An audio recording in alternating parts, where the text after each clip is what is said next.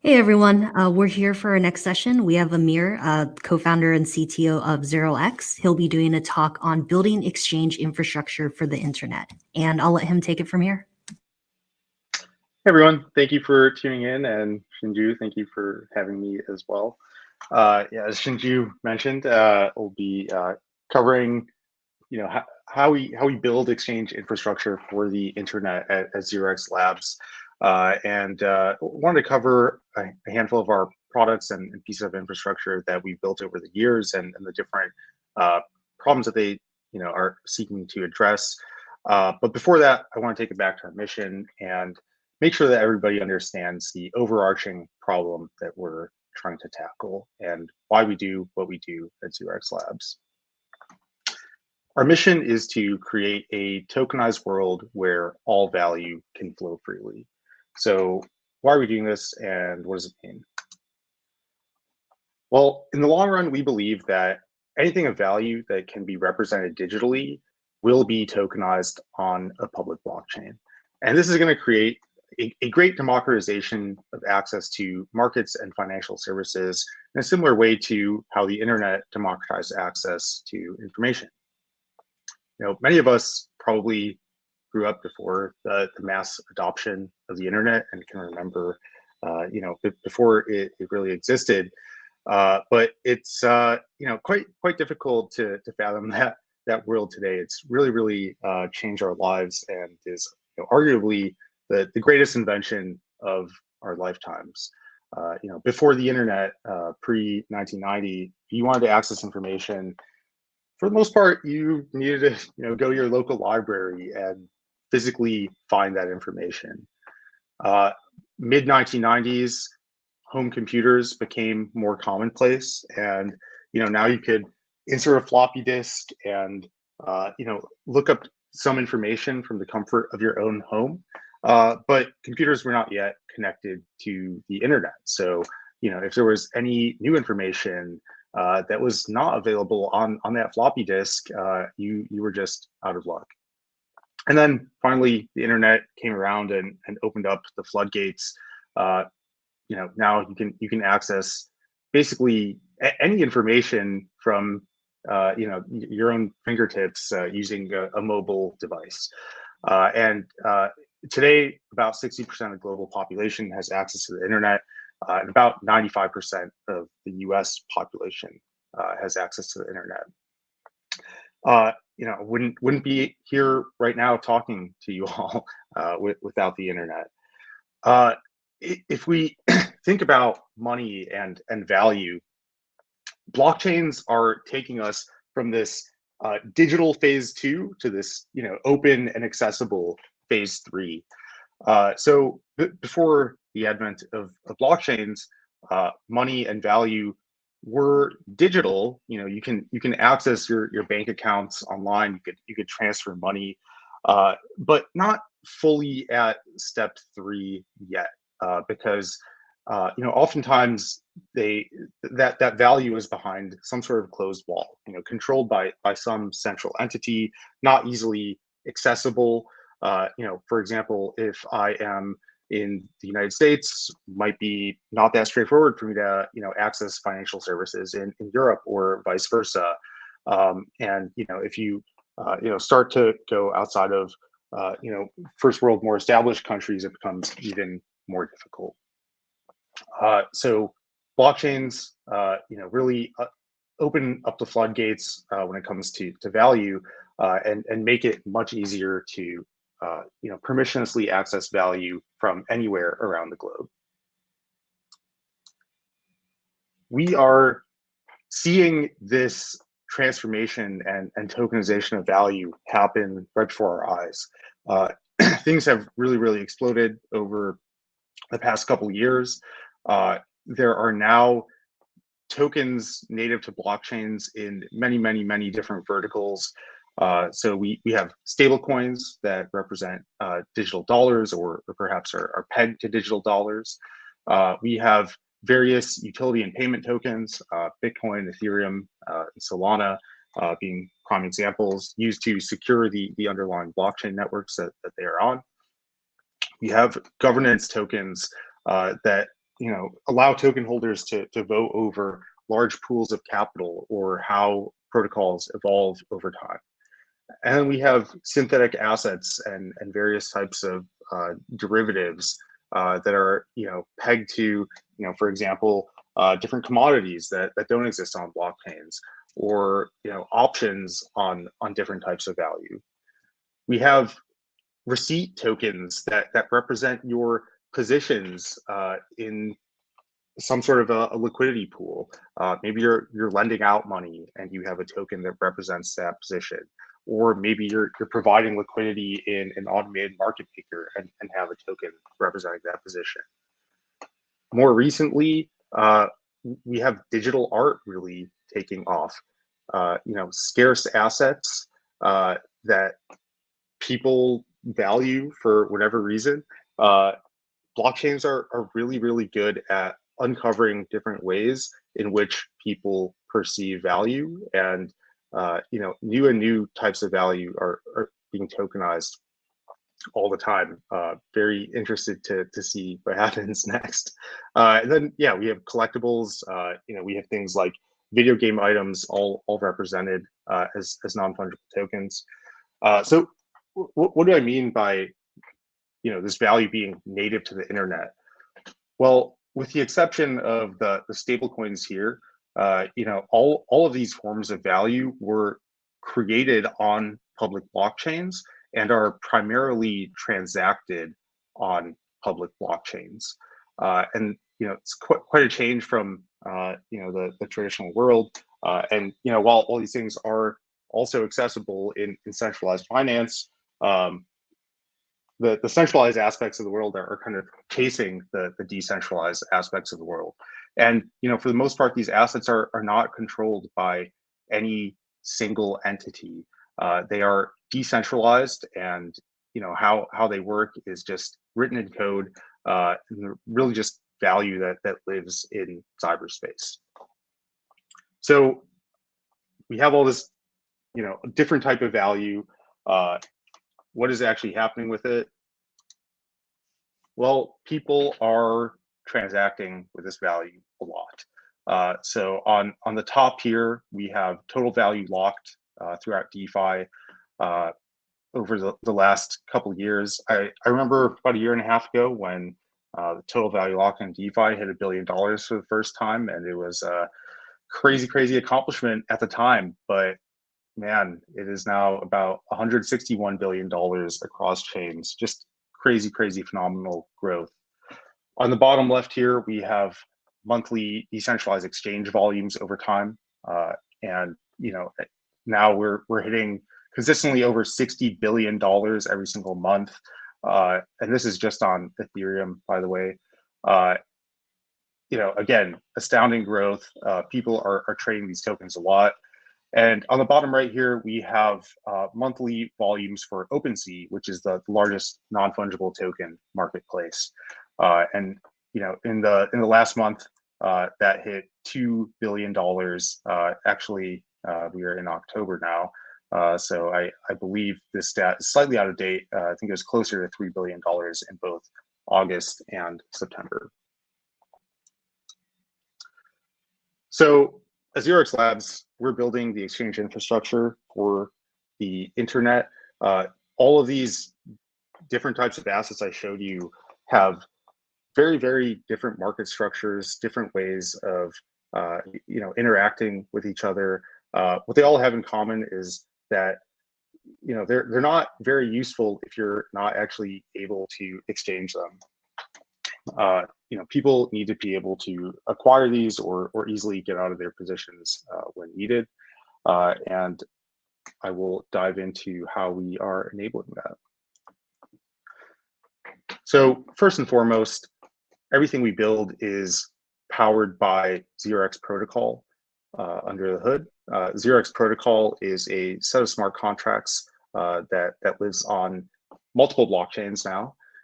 And interacts with markets and different forms of liquidity to facilitate decentralized exchange. So we look at the left here, this is our supply side. These are all different types of markets and liquidity sources that have different rules around them. They support different types of assets and different tokens. And then on the right here, we have our demand side. So these are consumers of liquidity that are interacting with it in different ways, and again, enabling different forms of decentralized exchange and markets for different types of assets. 0x protocol is kind of the plumbing that connects all of these things together and allows them to easily interact with each other.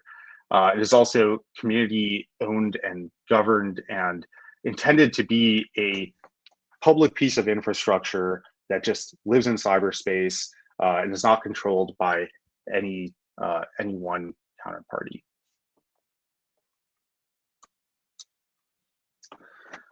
On top of 0x protocol, we built out 0x API, which is our flagship developer tool. 0x API aggregates liquidity from all of the different liquidity sources you saw in that last slide, plus many more. It's about 50 or over 50 different sources of liquidity today across 4 different blockchains. So, if you're a developer, you want to facilitate exchange in some way, but you don't really know where to look.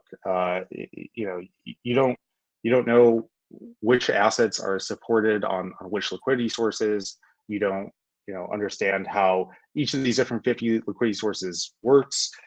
You don't understand the security properties of each of them.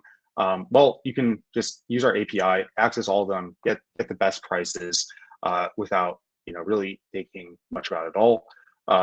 0x API powers many different applications. Just to highlight a few: Zapper, Coinbase, DeFi Saver, Xerion, Brave, Matcha, and more.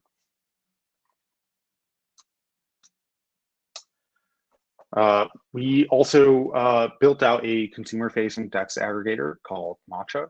Matcha is powered by 0x API and is intended to be a search engine for digital assets and liquidity. Just meant to surface liquidity to end users in a very, very simple way. And displays enough information for people to kind of understand what is going on under the hood. And again, powered by 0x API, can support trades of all different sizes, ranging from hundreds of dollars to millions of dollars.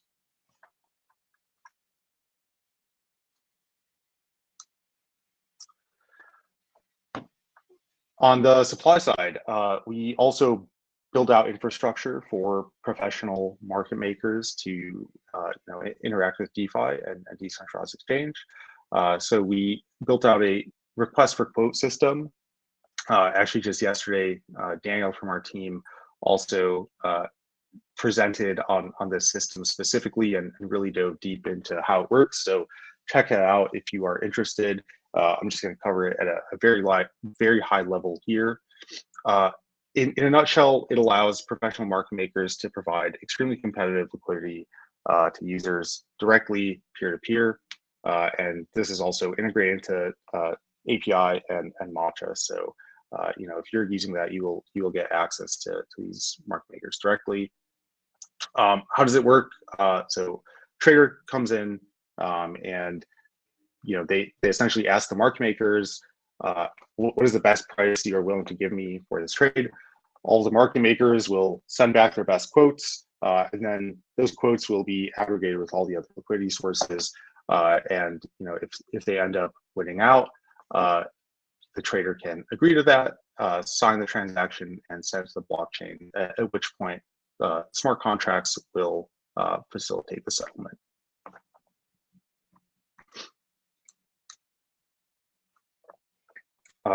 Xerion protocol also has supported pretty robust non-fungible token exchange functionality for quite a while. So we actually invested pretty heavily in it in around 2018. We were thinking about it before the ERC 721 token standard was even created. I remember when CryptoKitties came out, I think it was kind of the first popular NFT project at the time. didn't quite use a standard yet at the time. And we actually helped to build out the ERC 721 token standard, and we're one of the co-authors on it. And here we are years later. NFTs have really exploded. And while we do not currently have our own products built on top of this functionality on the protocol, there are many different external teams who are building out functionality on top of it. So OpenSea, the largest NFT marketplace, actually uses 0x on their Polygon implementation. And then the rest of these are different flavors of NFT marketplaces. Not going to dive into how each of them works, but they range from video game marketplaces to like OTC marketplaces for NFTs, to actually fungible token marketplaces for fractionalized NFTs.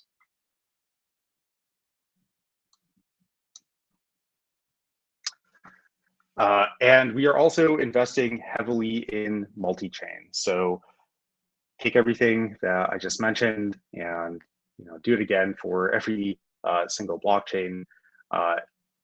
Different chains have different costs, different security profiles. They have different types of users, different communities, different developers, different tokens, different liquidity sources.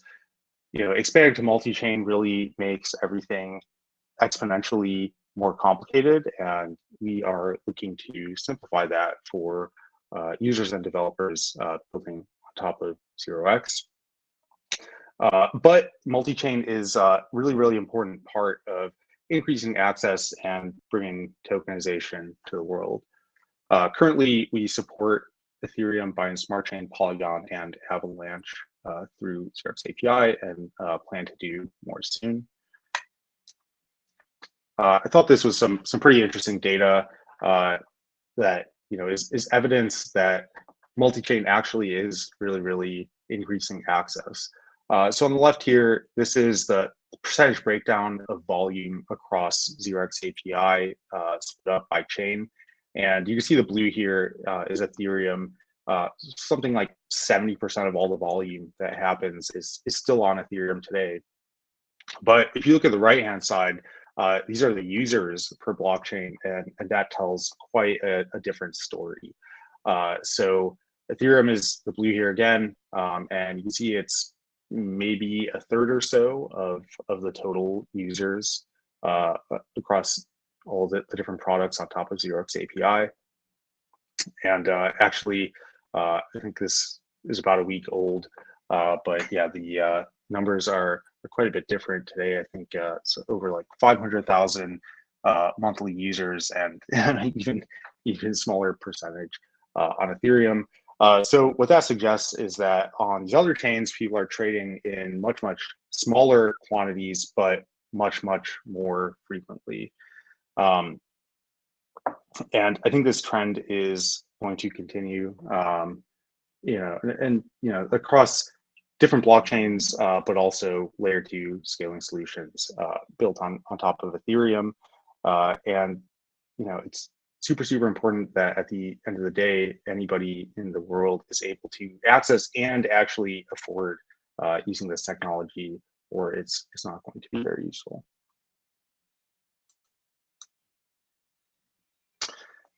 So that was a pretty high level overview of a lot of the different infrastructure that we built out over the years. I have to give the obligatory hiring shout out because we are growing a lot. And if you are interested in joining our team, there is a good chance that we have an open role for you. Please check out our website at 0x.org/careers. We have a range of roles open from engineering to non-engineering, nearly every single vertical within the organization. And if you are interested in joining our community, learning more about 0x or building on 0x, please check us out on Twitter, Discord, our website, Reddit, LinkedIn, GitHub, and YouTube. Cool. Amir, I think your screen turned off, but that's okay. I think it was just the last few slides. But they have 3 questions. Oh, their questions is all about your screen. Okay. Anyways, do you think you can share your presentation just so they can get the last few slides? Yes, I can't do that. All right, perfect. And for the audience, if you have any questions, can you drop in the chat and Amir can answer it?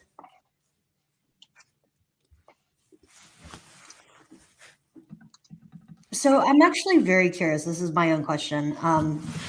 Since you guys are cross-chain and they're using your API, how does it work? Like, do they just cross bridges to Ethereum, or do they just engage directly with market makers through your protocol? Yeah, it's a good question. So I would say we're not cross-chain, we are multi-chain. The distinction there being, we're not yet allowing users to move from one chain to another. We assume that users are already on a chain and are, just kind of trading natively on that chain. And so far, we've actually found that that's typically how people want to use blockchains. I think a lot of times people will move their assets to a chain to provide liquidity or earn some yield or something, and then decentralized exchange is kind of a tool for them to use on the side for that. Decentralized exchange isn't always like the main use case. It's there to facilitate movement between all the other use cases, if that makes sense. So they're kind of parallel implementations across all these different chains right now. Okay, that's really interesting. Are other projects also exploring it this way, or are you guys a first mover?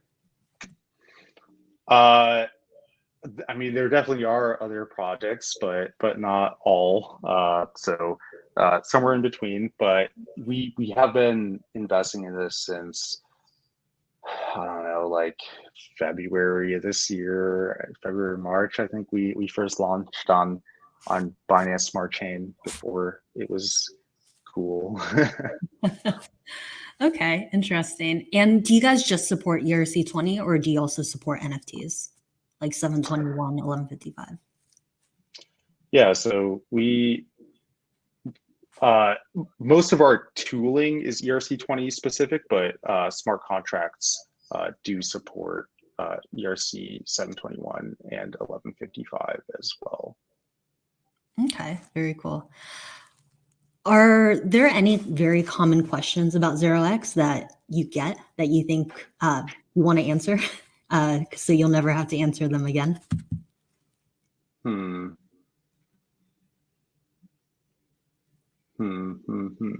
That's a good question.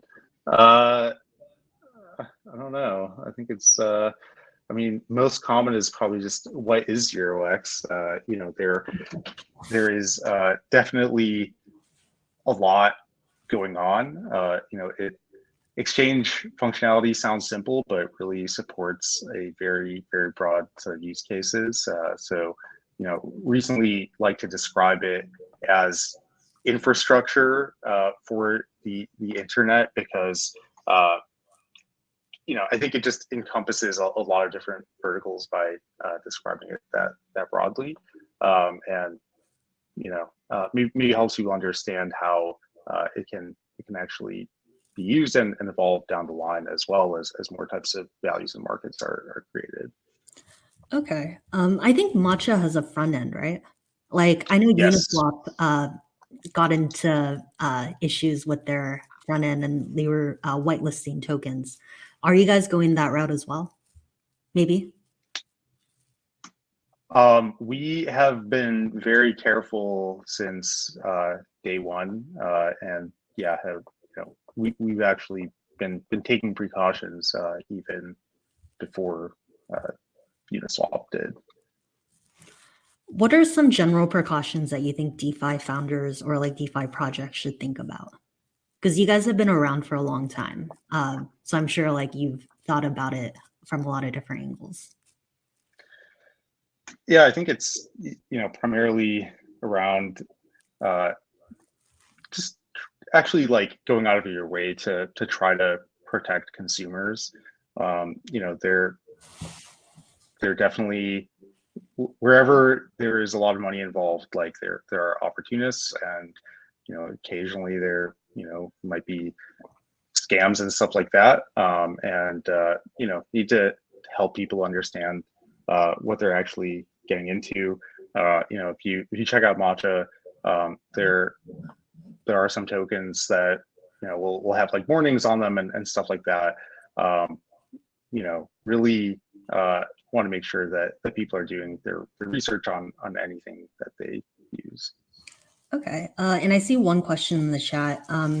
Is there a chance for Matcha to have a bridge function?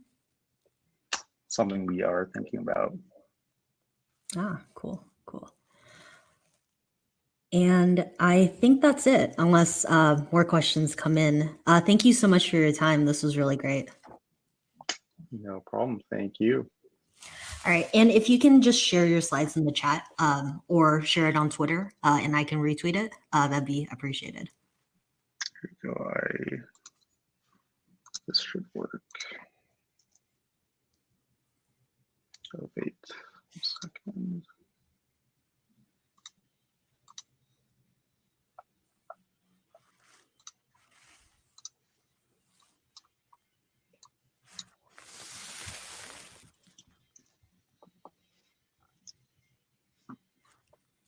Perfect. Thanks, Amir. All right, everyone. We're going to transition to our next session now, which is by CoinTracker, and it will be on the IRS and what people did not know about taxes. So it would be worth it to attend. And we'll be starting in a few minutes. Thanks, Amir.